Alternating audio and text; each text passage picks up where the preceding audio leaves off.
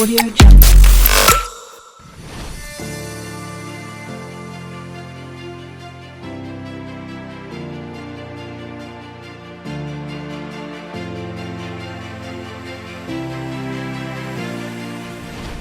Dalam pertandingan melawan Timor Leste, secara skor Indonesia memang menang dengan skor yang sangat telak 4-1. Namun kemenangan itu tidak membuat Sinteyong puas, karena permainan buruk yang dipertontonkan oleh anak asuhnya, terutama yang terjadi pada babak pertama saat beberapa kesalahan terus dibuat oleh pemain timnas. Contohnya pada posisi bek kiri, yang terus menjadi incaran dari pemain Timor Leste, Galih Freitas. Dan tak hanya itu, penampilan di lini depan juga tidak kalah buruknya ketika lagi dan lagi Dedik Setiawan gagal membayar kepercayaan dari sang pelatih. Maka berangkat dari itulah mulai muncul ide untuk menggantikan pemain-pemain yang sekiranya gagal memberikan kontribusi untuk timnas.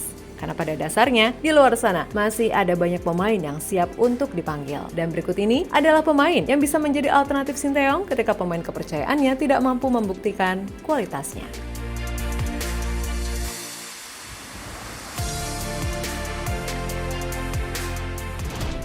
Meskipun tampil mengecewakan pada gelaran Piala AFF tahun lalu, Sinteyong tampaknya masih percaya dengan pemain-pemain seperti Dedik Setiawan dan Edo Febriansyah. Hal itu terlihat ketika dua pemain tersebut kembali dipanggil untuk menjalani pemusatan latihan guna persiapan menghadapi Timor Leste. Namun sayang, kepercayaan itu ternyata kembali disia-siakan oleh kedua pemain tersebut usai mereka tampil buruk ketika bermain di lapangan. Hal yang akhirnya membuat Sinteyong kecewa dan langsung menggantikannya pada awal babak kedua.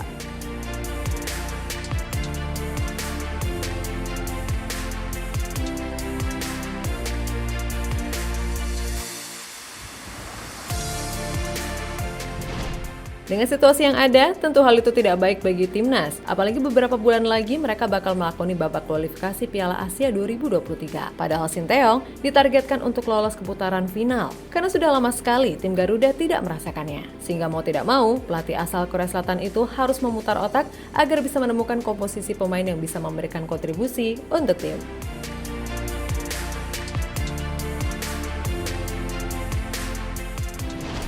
Salah satu langkah yang bisa ditempuh oleh pelatih berusia 51 tahun itu adalah mengganti pemain-pemain tadi dengan yang baru. Karena sebenarnya banyak pemain Indonesia yang lebih pantas untuk membela skuad Garuda. Dan tanpa mengurangi rasa hormat, berikut adalah deretan pemain yang bisa menjadi pertimbangan Sinteyong untuk memperkuat timnas ke depannya.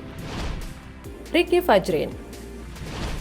Nama ini tentu bukanlah nama yang asing, karena Ricky Fajrin telah lama malang melintang di pesepak bolaan Indonesia, di mana pemain asal Semarang itu saat ini tengah membela Bali United. Performanya pun sangat baik, karena terus menjadi kepercayaan pelatih di ajang Liga 1 musim ini. Soal memperkuat timnas, Fajrin tentu sudah tidak diragukan lagi, karena pernah menjadi pemain kepercayaan Luis Milla ketika pelatih asal Spanyol itu membesut timnas.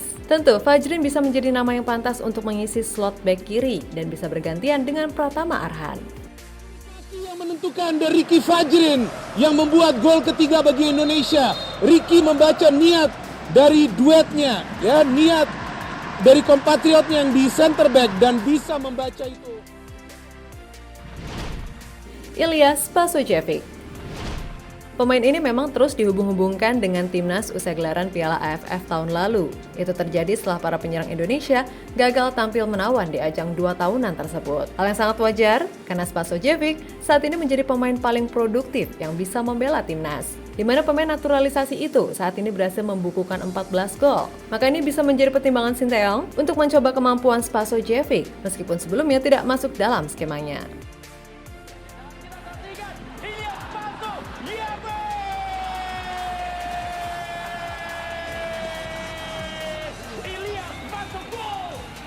Menjadi top skor dari PNI Liga 1 di Jakarta.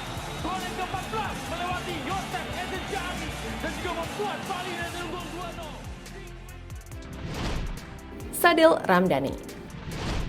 Meski posisi winger di timnas sudah cukup banyak, tapi itu bukan berarti menghilangkan kesempatan Sadil untuk masuk ke dalam skuad. Karena pemain Sabah FC itu nyatanya masih pantas untuk berada di sana. Apalagi, mantan pemain Persela tersebut bisa menjadi alternatif ketika pemain-pemain seperti Irfan Jaya, Ramai Rumakik sedang dalam kondisi underperform. Saat bermain di timnas, performa dari Sadil pun tidak mengecewakan, karena dirinya beberapa kali berhasil mencetak gol. Sadil Ramdhani, Japret! Yes! Merdeka! Merdeka! Merdeka! Berikan aku 1000 orang tua, niscaya akan ku cabut gunung Semeru dari akarnya. Berikan aku 10 pemuda Stefano Lillipali.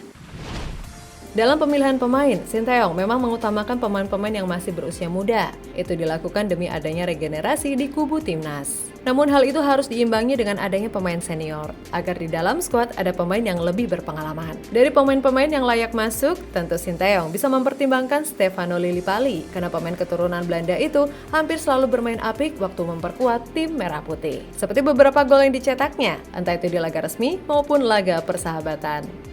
Angkat bola jebret. Ya ampun, tendangan sepeda kembali untuk Indonesia. Sepeda kembali.